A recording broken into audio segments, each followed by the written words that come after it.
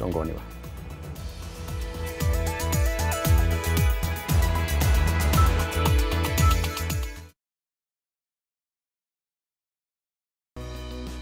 Did you know that the hospitality industry is one of the world's leading employer? We offer internationally recognized certificate and diploma courses in culinary arts, pastry and baking, hospitality management, tourism. Join us today and let us make you a professional. Cascade Institute of Hospitality, an oasis of excellence.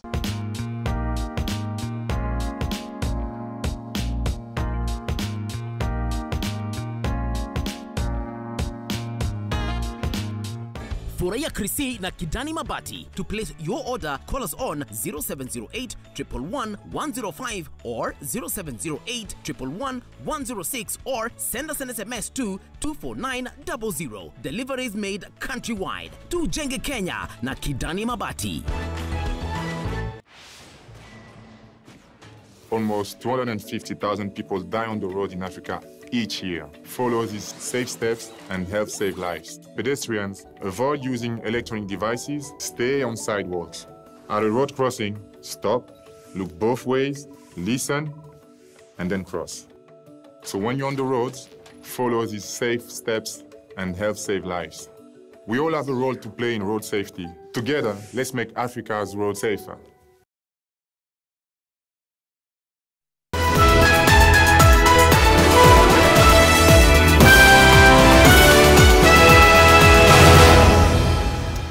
Many thanks for staying with us here on NTV. Tonight, we shall not have your weekly politics and current affairs show front and center.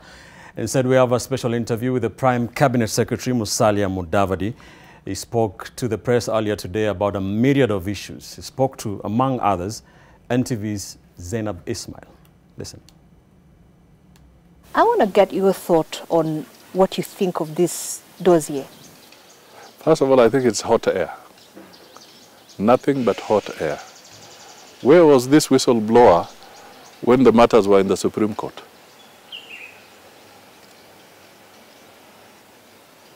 Where was this whistleblower when the matters were at the Supreme Court? All right? So to me, you know, there are some people who are actually testing the imaginations of Kenyans. The results were in the public portal. Electronically, they were there. So this whistleblower, alikuwa wapi? These elections were conducted. They were announced, results were announced in accordance with the law. The chairman of the commission made that announcement. The results were in the public portal for everybody to tally. All international observers recognized how open and transparent these elections were. Even civil society agencies that monitor elections came up with the same results, that this was a very well-conducted election, free and fair. The people who are aggrieved had a chance to go to the Supreme Court to present their evidence. The Supreme Court unanimously, you know, no dissenting voice, unanimously affirmed and validated the results. So, who is this whistleblower? It's hot air. The person who contracted the whistleblower, Your Excellency, is no lesser a person than your running mate in 2013. Does it bother you? Actually, it does not bother me. It does not bother me.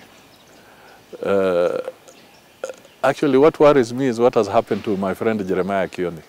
He's not the Jeremiah Kioni that I knew, at least from the remarks that I am seeing day in, day out. Well, the dark shadow, first of all, of the 2022 general election, specifically the presidential election, still hangs over our heads as a nation by the virtue of the latest sentiments and claims that have been made. But let's go back to August the 15th. There was a lot that has been said on what exactly happened. Give us an idea, an insight of really what went down at the Bomas of Kenya. Well, there must have been a lot of things that were going on there. But one thing is glaring.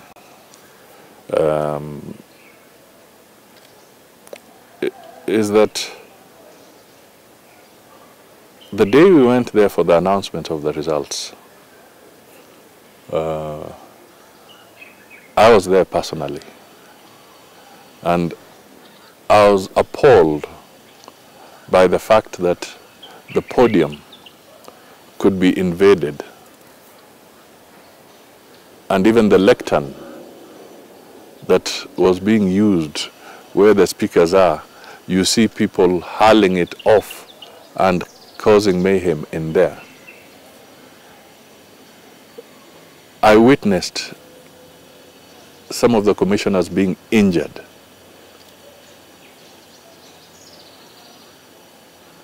By individuals, some of whom truly were caught on camera. And if those are rolled back, those individuals will be identified. All right? So we saw a situation where there were some people who had been schooled in the school of impunity, finding themselves right at the center of the Bomas of Kenya to disrupt a constitutional process. That, I think, was wrong. It should never be allowed to happen. The president did speak of an alleged plot to hijack, abduct, and murder the immediate former chairperson of the Independent Electoral and Boundaries Commission, Wafula Chebukati. Who are these individuals? First of all, the president never speaks in vain. I think we should appreciate that. The president that I know, who is there now, William Ruto, he does not speak in vain. And all I can tell you is that time will tell. Is this not the time? Time will tell. Will we see a formation of a commission of inquiry? I cannot predict how this process will end, but I can tell you that time will tell. And what is important in my remarks is that when we go forward, what can we do as a people to make sure that we don't go through this kind of threats again? You know, Madam, it's as if what happened in 2007,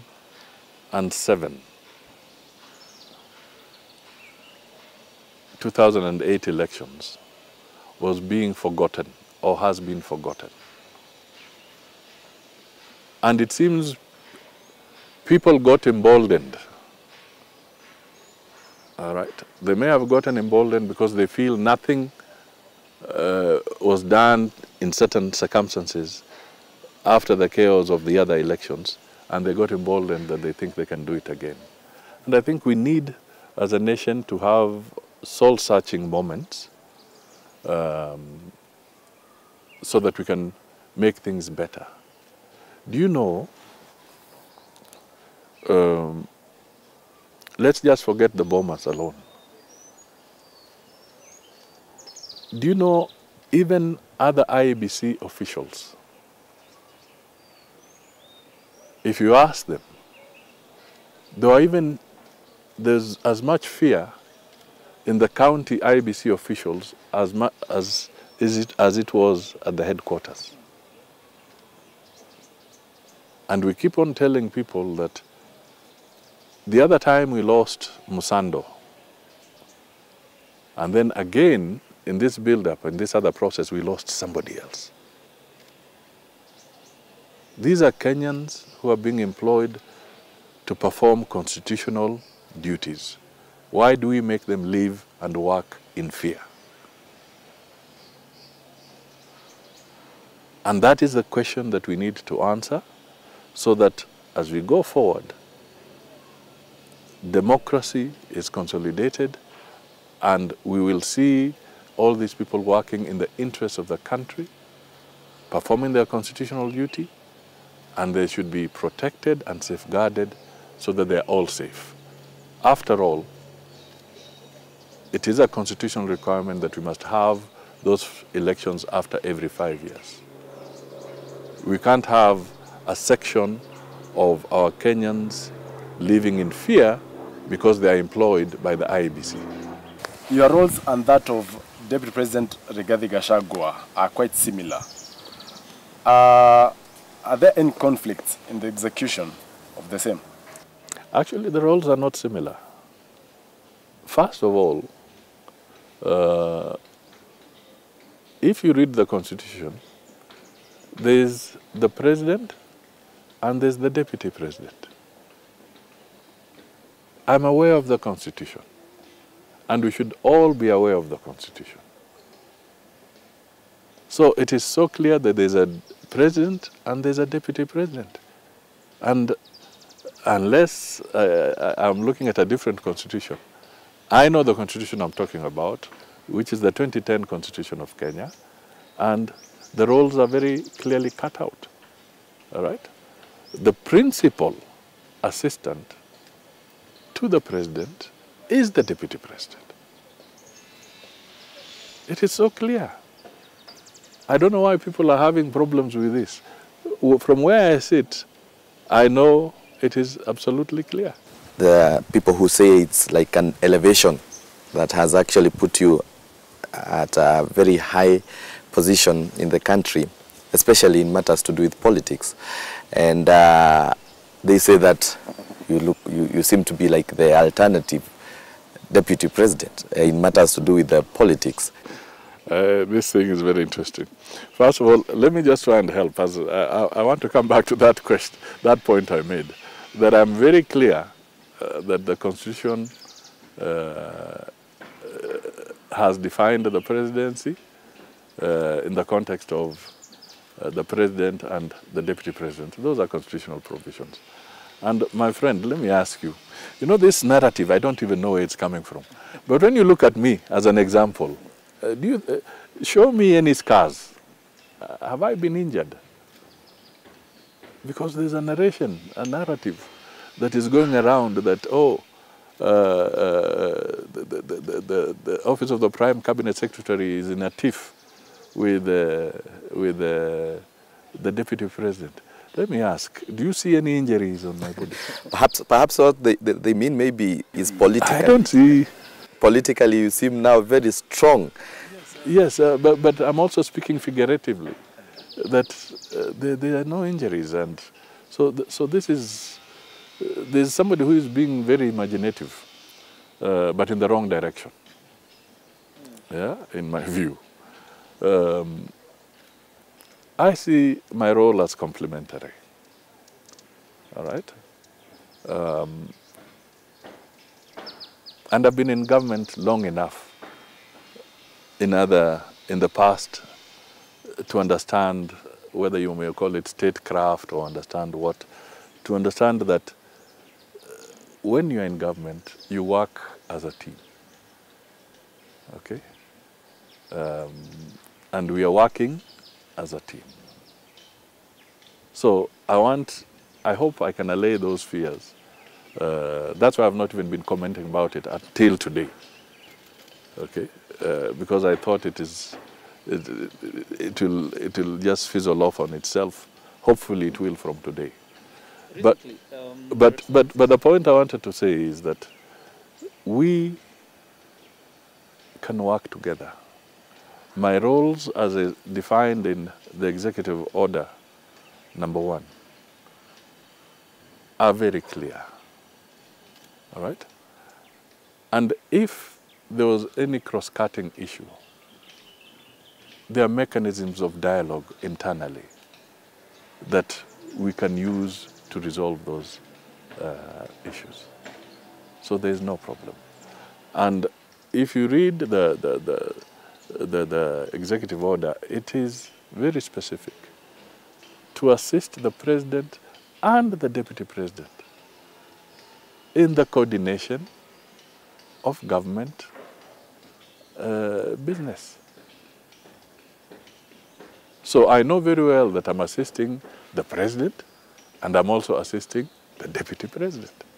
When the ministers come into office and they're sworn in as ministers, we see a kind of confusion and clash between cabinet secretaries. And there's an accusation that there's no synergy in the cabinet of President Dr. William Ruto. Of course, it's a blend of experienced politicians, people who've been in cabinet before, and people who definitely would call greenhorns.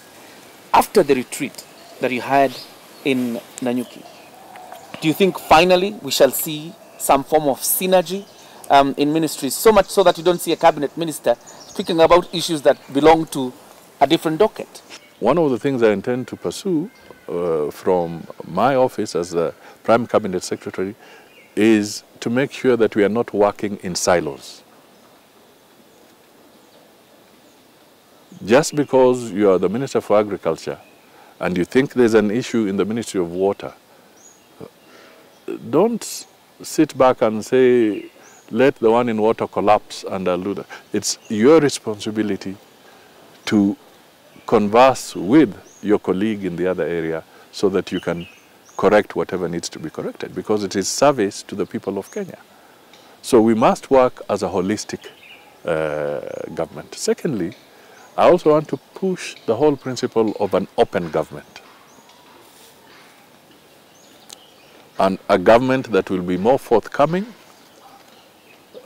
more open to the citizens of this country in bringing out their policy issues and in responding to the concerns of the Kenyans. Honorable Musalia, you touched a little bit on the economy and also just going back by the virtue of the fact that you have served in the cabinet as a finance minister. Well, clearly in the executive order number 1 of this year, it has placed State Corporations Advisory Committee under your office. And the restructuring of these state corporations has been quite a key pillar in the ongoing Kenya IMF program. Now, this is squarely under your docket. Why don't you tell us how far we are on this agenda? Actually, to be honest, we have not been doing very well as a country in the restructuring of public enterprises. For instance, we have a law that that created the Privatization Commission, as an example. This commission was then supposed to sit, analyze, seek professional advice, and then come up with very specific areas that would require either privatization or some element of reorganization on some of these parastatals. Do you know the entire previous government, I think, over over the 5-year period, instead of 3 commissioners as required by law, there was just the chairman. So for the last 6 years or so, if I may give an example like that, there was just 1 commissioner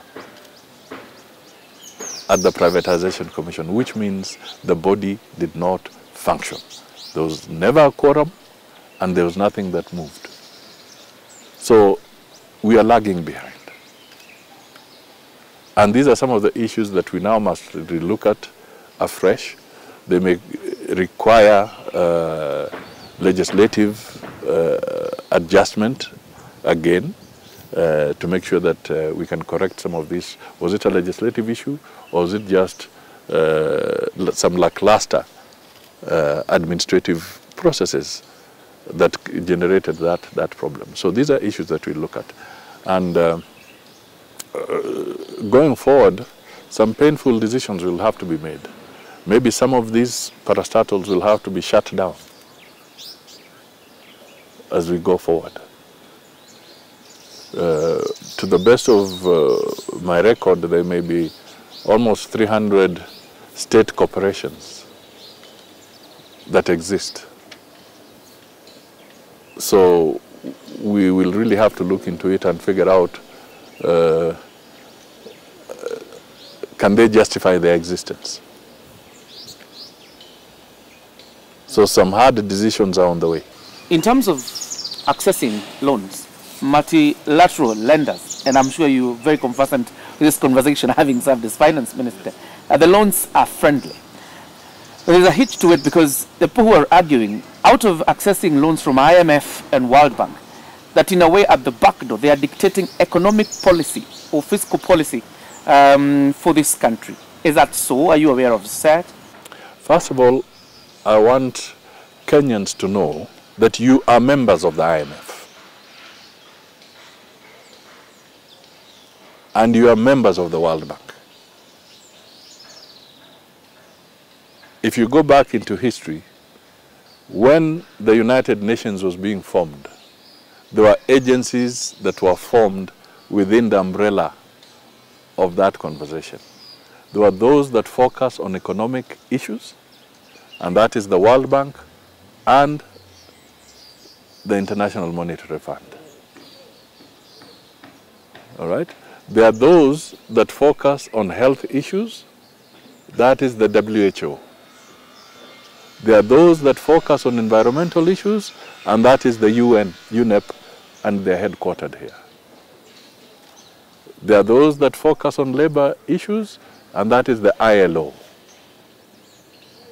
All right? So you are members of the IMF. Loosely put, you are shareholders of the IMF and the World Bank. All countries are. Okay? IMF is a very strong partner when it comes to sending a signal to the rest of the world and to the business community that this government has got a credible and sound economic program. When you lose the IMF, you are in trouble. You are in serious trouble if the IMF walks away from you. Because it is sending a message to the world that this economy is a rogue economy, it is in trouble, and it will need to go to the intensive care unit for it to come out. So you must look at the IMF not as an enemy, but as a partner. This is the lesson that Kenyans ought to appreciate. Because when you have the IMF on board, then now you can negotiate with your creditors to reschedule your loans. If the IMF is not on board, you cannot negotiate with your creditors.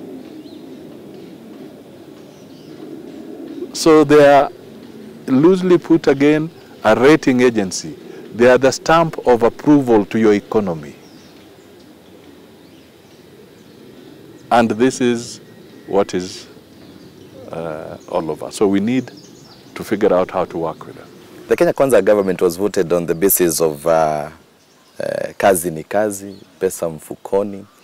And recently, the Cabinet Secretary for Treasury has said that Kenyans need to tighten their belts, as we might even have new taxes to at least try and finance the government. What would you tell the Kenyan out there who felt like it was important to have the Kenya Kwanza in office so that they can have pesa mfukoni, but right now they feel like the government has done a U-turn on the same? No, the government has not done a U-turn. Not at all. And we have no intention of making any U-turn. What we are dealing with is a situation where there's very little leg room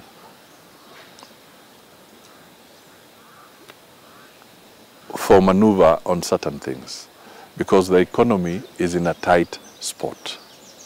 The debt levels are very high and they are painful. And I can tell you, when we were campaigning, we knew this. Because if you remember, one of the issues we kept on saying is that we are going to have a debt challenge. We said it. I said it. It's even in the manifesto for ANC. It's in the manifesto for Kenya Kwanza. So we acknowledged that there's going to be a challenge. All right? So we now need to reorganize ourselves, bearing in mind that there's very little leg room. Because the other team that has gone borrowed to the brim. So we have to reorganize. And reorganizing calls for certain tough decisions. And that is exactly what Professor Ndungu was saying, that we must brace ourselves for some tough decisions. And one of the tough decisions that was announced by the President was the elimination of the fuel subsidies. Because the fuel subsidy was taking away almost 16 to 20 billion per month to subsidize fuel. Multiply that by the 12 months in a year. Now you can see how much was just going to go into subsidy. And subsidy is a facade. You know? It's a facade. You're just postponing the reality. Especially when it is a subsidy on consumables like fuel.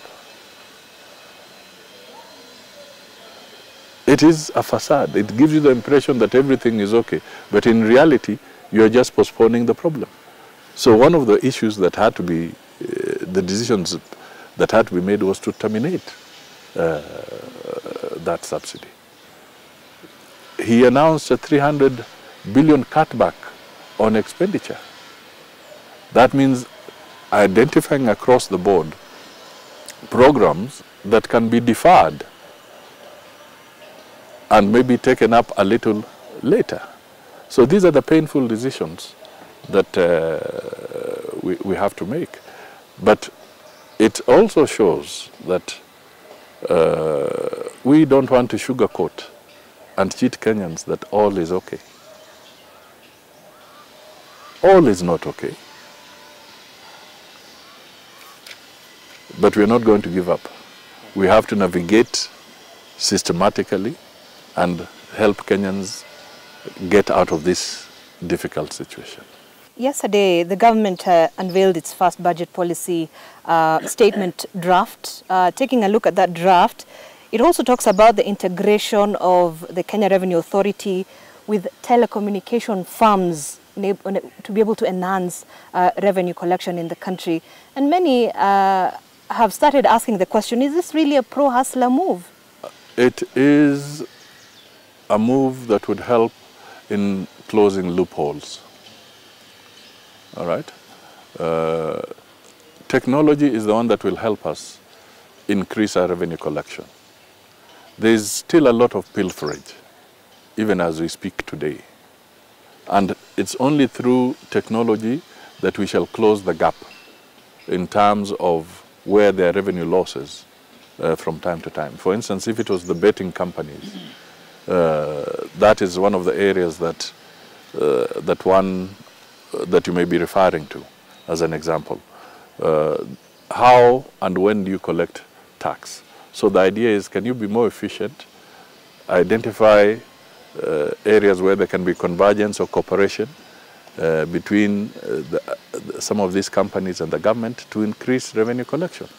Now, President William Ruto promised that his government will bring to Parliament a legislative agenda that would target taxing less of trade and more of wealth. Maybe just give us an update regarding this bid of taxation of wealth with regards to the legislative agenda. I may be talking prematurely on that because there's part of this is being thought through by the Treasury, and they'll give an informed conversation on this, because it's true. How much can you? Tax is elastic, you know, and to what extent have we stretched it before it snaps? So we must be very clear that when we are looking at our taxation and the adjustments that will be made therein, we are not killing enterprise. All right? We broaden the base, we broaden the number of people who are being taxed, and ultimately that will provide room for lowering of tax rates, ultimately. You are the link between the executive and parliament, and very soon they are going to be resuming their session. And part of what they are going to be looking at, just like my colleague had put, is the office of the official opposition leader's office. And there are those who are saying that the creation of this office is a move to try and tame the Azimio leader Raila Odinga. Do you feel like that's the case, or what's your take about the office of the opposition leader? I don't know. Why would he be tamed? No. To have a structured and a functioning opposition is important and healthy for the country.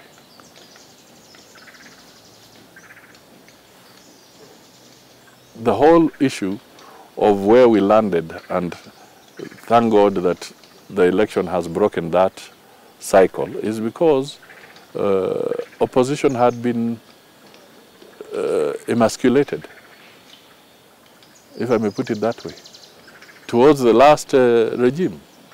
What opposition are you talking about? There was no opposition. It had crumbled completely. So we are saying that for us to be stronger and better going forward, let opposition play its rightful role. And if a government and the opposition can have some common understanding on some issues, it can be done in a structured way, and not necessarily in a way that you create an opposition that becomes the poodle of the ruling regime. How do you intend to navigate that relationship between the Senate and the National Assembly now that you're leading the national government legislative agenda? There has always been a supremacy battle between these two houses of parliament. Honorable Musalia, as we wind up. I think the positive thing this time round is that we have two very good majority leaders. We have Aaron Cheriot as the majority leader of the Senate, and we have Ichung'wah.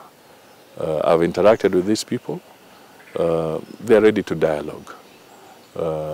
Equally, we have two speakers who are also ready to talk and encourage dialogue between the two houses of parliament. And once that window is opened, then we will not have this issue of one entity running to court as they were doing in the past parliament. So I'm optimistic, and both speakers have said that they want to encourage dialogue on matters that touch on both houses. Where is the hope for Kenyans, probably judging from your roles as the Prime Cabinet Secretary? No pain, no gain. All right? We are Kenyans. The economy we are operating under is affecting all of us in one way or the other. And therefore, the resolve and the determination that the Kenya Kwanza has is that we must work towards improving the welfare of the people of Kenya. And that is where their hope lies. We are determined to do the things that ought to be done in accordance with the Constitution and for the benefit of the people of Kenya.